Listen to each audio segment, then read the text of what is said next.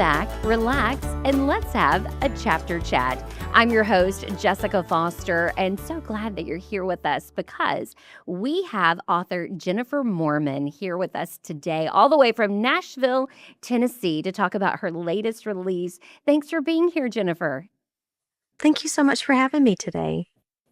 And your latest release is The Charmed Library, and this is a phenomenal book. Thank you. How long did it take you to write The Charmed Library? Was this something that had been in your head for a while? It definitely had been in my head for a while, so writing it actually came pretty quickly. I want to say maybe 3 months I finished the first draft, so that would be just the rough draft. So it was probably the second fastest book I've written.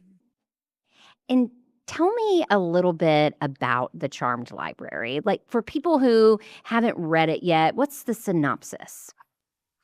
So the Charm Library is a story of an assistant librarian named Stella, and she has had to take over the library for just what she thinks is a couple of days because the head librarian has taken a leave of absence. And Stella finds strange characters wandering around the library after hours. And one of them introduces himself as her first fictional crush.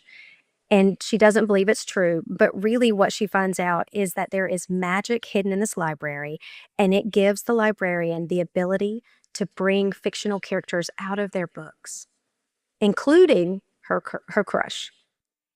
So, what I loved about this is that I think that there's magic in libraries all the time. Yeah, me too.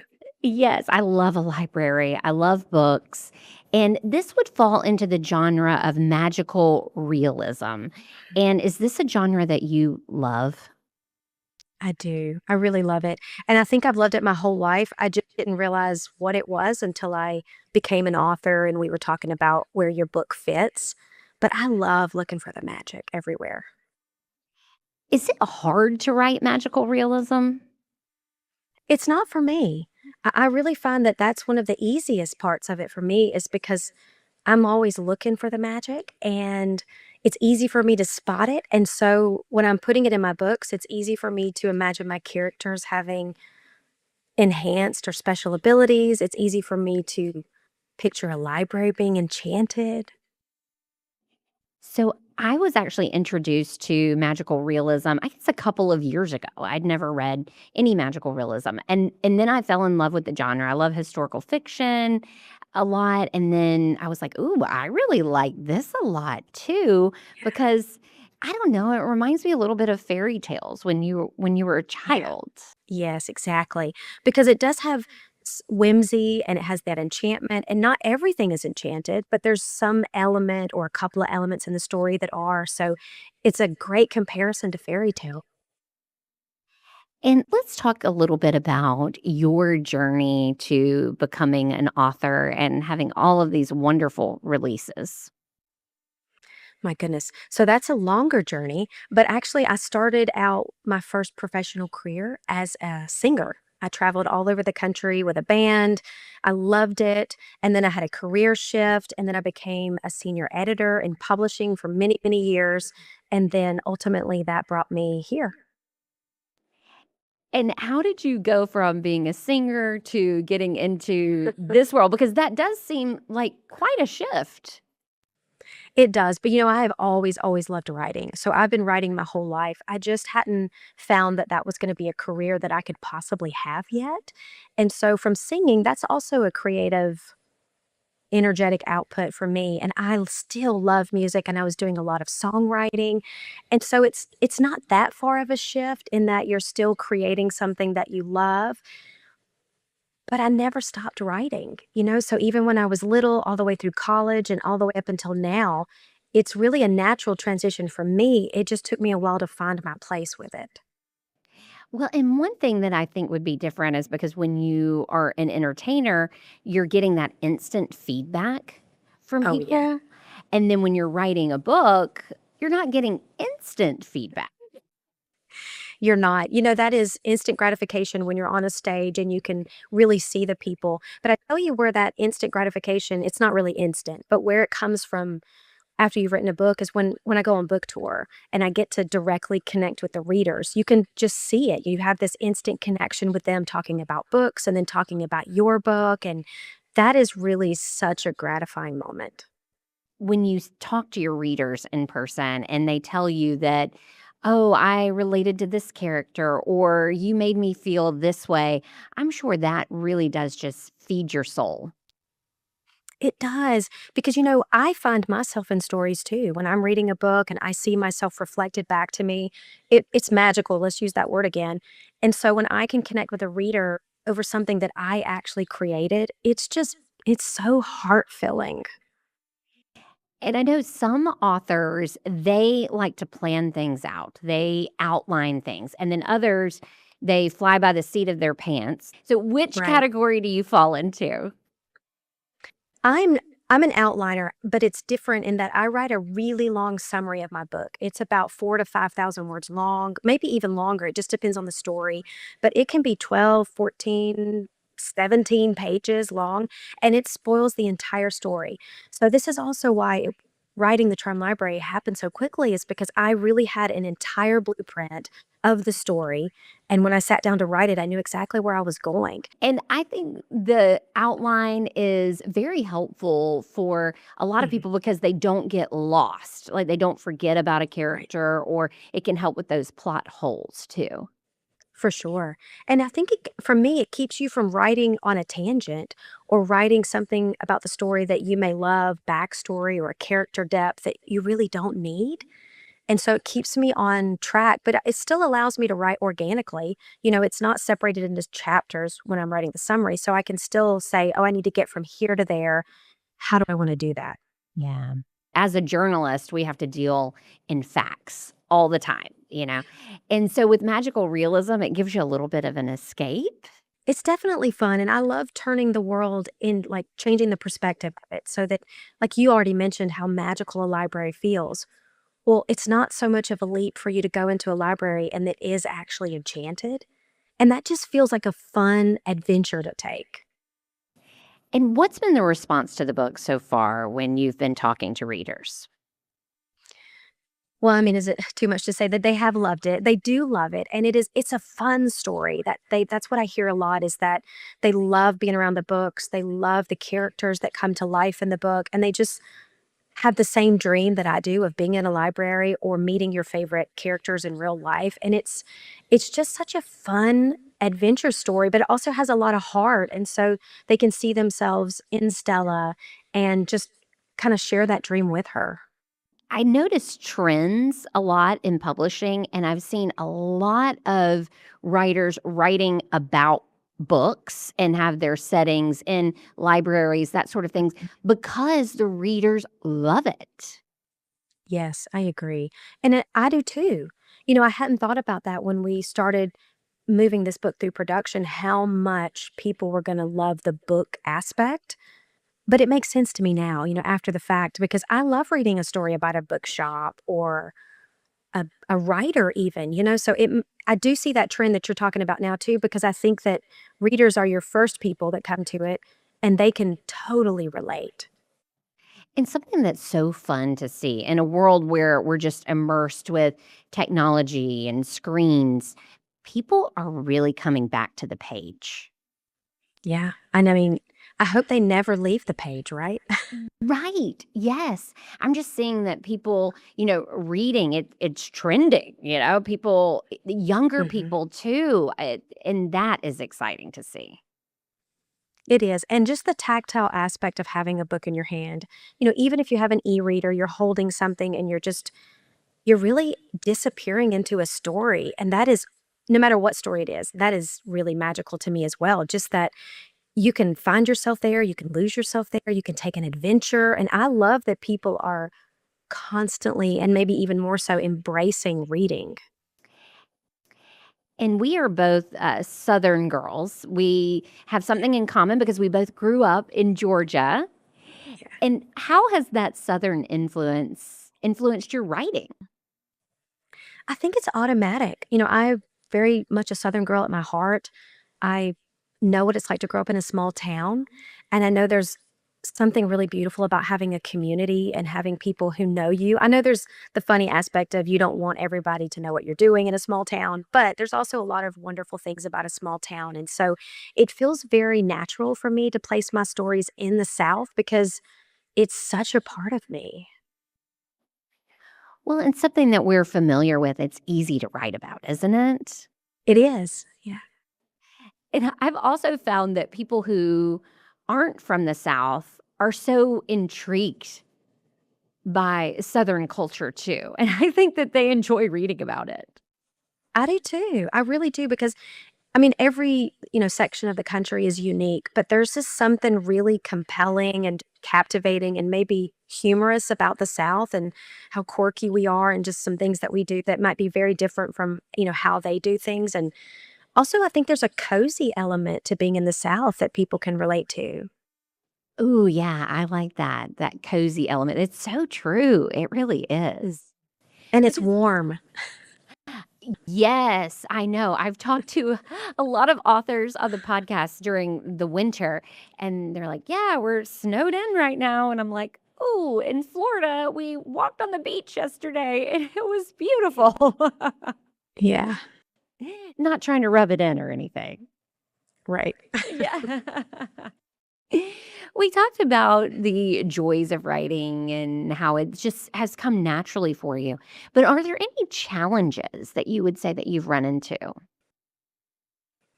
Oh my goodness. Well, I think it's very natural for you as an author or a writer or a creative person to have moments where you're not sure if it's okay. Like, what am I doing? Is this story any good? Is anybody going to like it? And just kind of overcoming your own insecurities and overcoming yourself, I think is very common. And just having people around you, though, that help support you and kind of talk you back out of that black hole that you might be in. And then I think the business aspect of anything can have its own challenges, is that this is a creative endeavor. It comes a lot from the heart. And you also have to parallel and work in tandem with the business aspect. And that's not always the easiest thing, but I'm very intentional about finding the fun in the business too. And let's talk a little bit more about the business aspect of it. For someone who's not familiar with how the publishing industry works, how would you describe that? Oh my goodness. Well, it's a machine. It's a corporation, and there are a lot of people working there who work really, really hard, and they're trying their best to do everything they can to support every single author. But there's a lot of authors, and there's a lot of work, and there's a lot of emails to answer. And I think that as an author, it's okay to ask for things, ask for help, be really connected with your publishing group. If you're not, I think you can feel very siloed as an author and unsure of how to use your team, how to get help when you need it. And maybe there is a misconception that your publisher is going to do everything for you and you're just going to sit there and watch your book, sell thousands of copies. But really, it's a partnership. And so I think if you're not aware of that, you can have a lot of struggles and challenges working within the industry. And you enjoy talking about your book, promoting your book, and talking to readers. So I guess that's another part that just kind of comes natural, being a former entertainer and just liking being with people. You know, at first I was really a lot shyer about it. However, when you look at the people that you're talking to, they're just people just like you.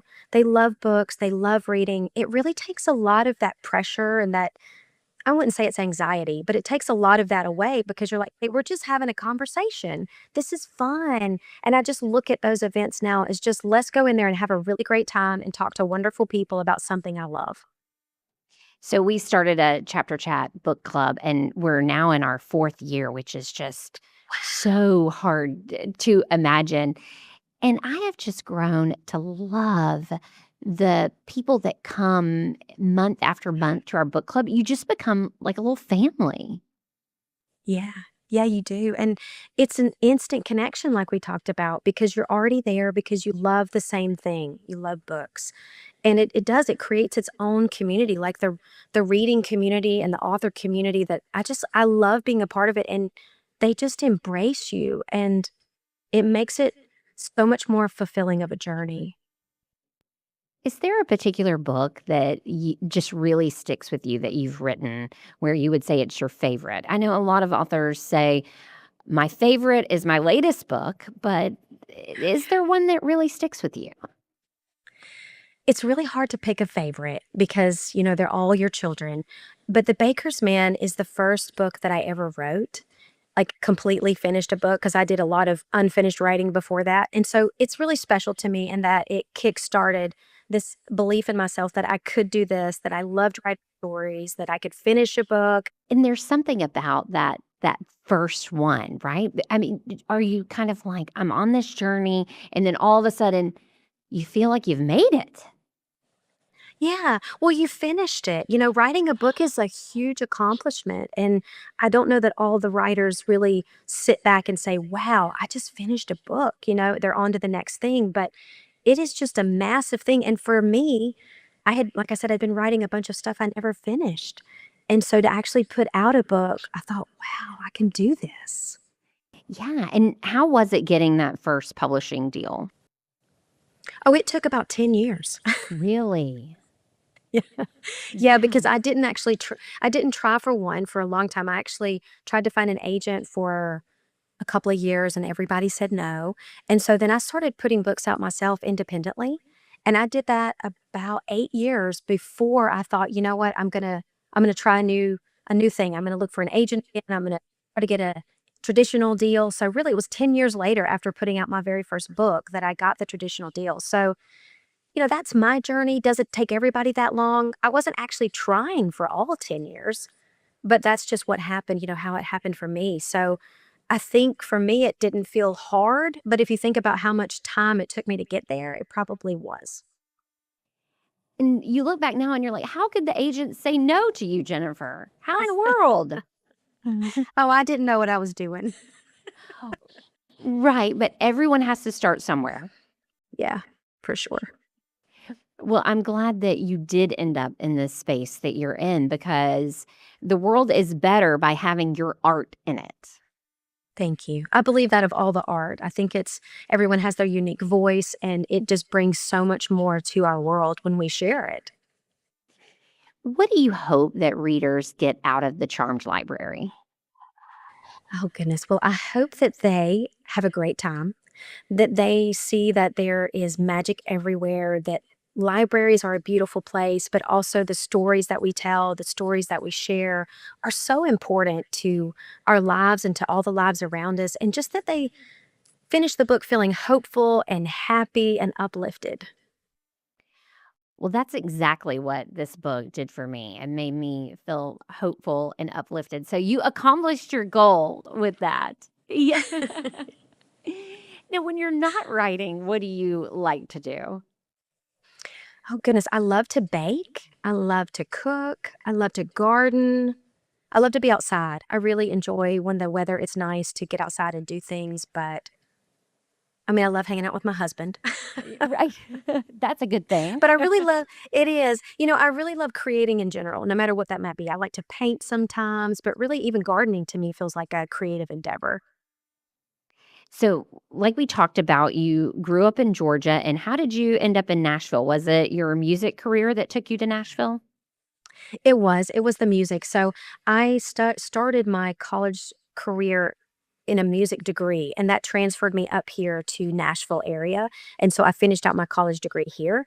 And so that's really how I ended up here. And then I stayed because I love it. I mean, I really do love Nashville.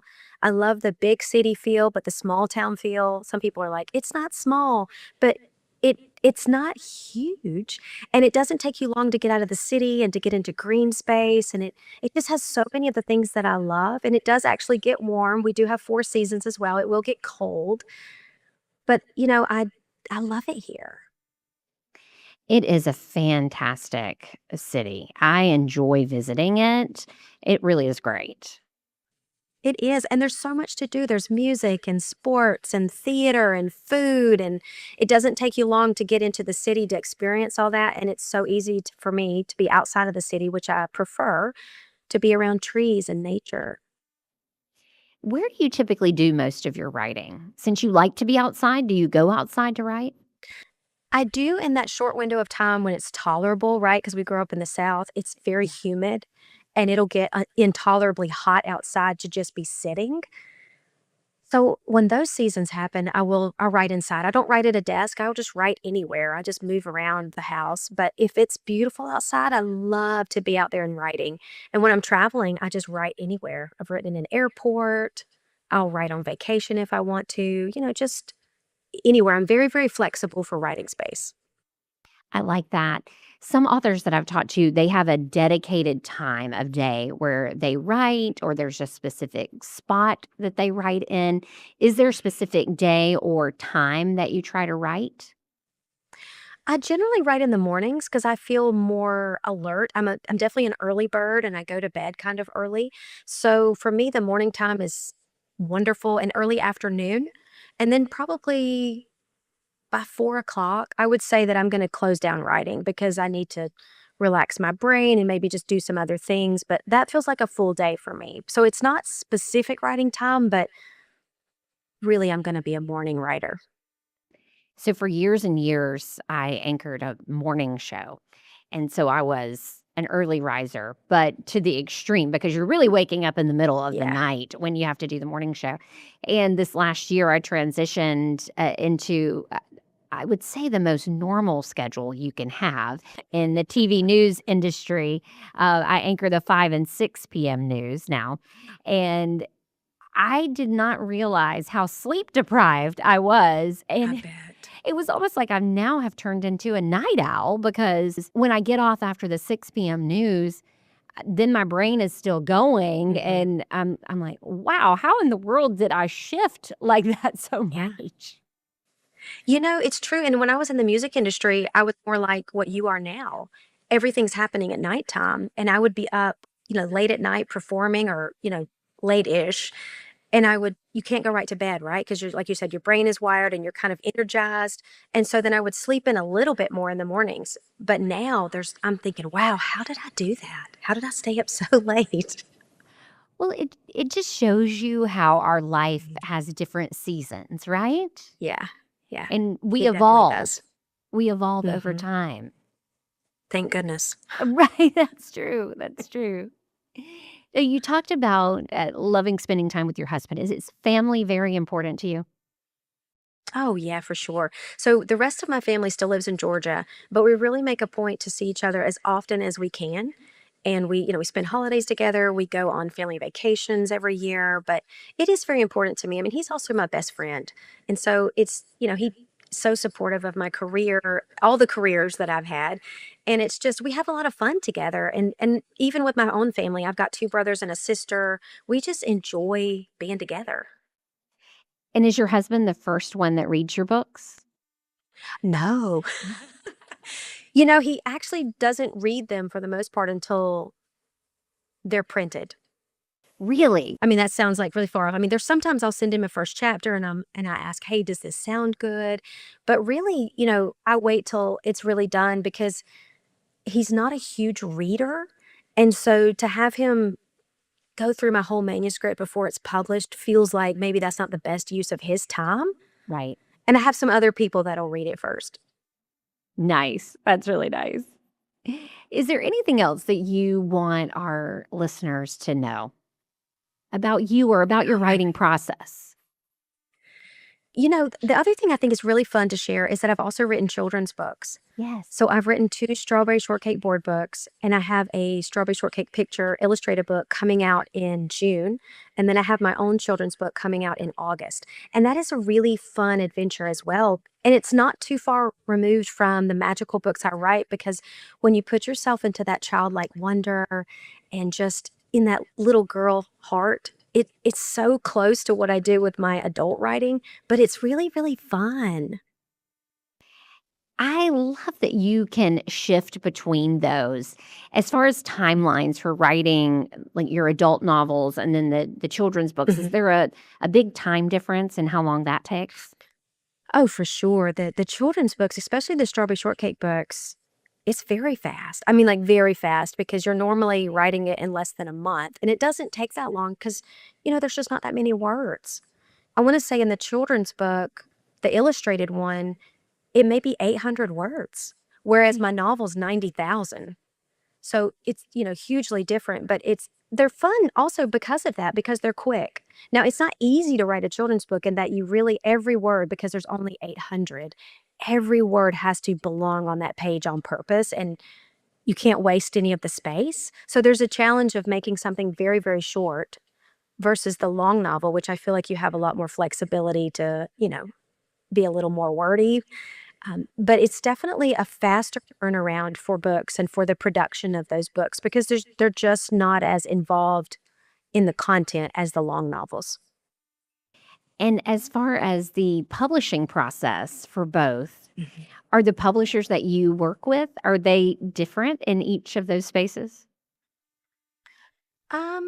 Not really. It really functions very similarly. It's just that the market that they're working with is going to be incredibly different versus the children's books and the magical realism novels. But the way that it functions, the way that we do the editorial, the way the cover design works, the way the illustrations work, which of course my full length novels don't have illustrations, but it's very, very similar in the process. And because I was a senior editor for so long, I'm so familiar with that process.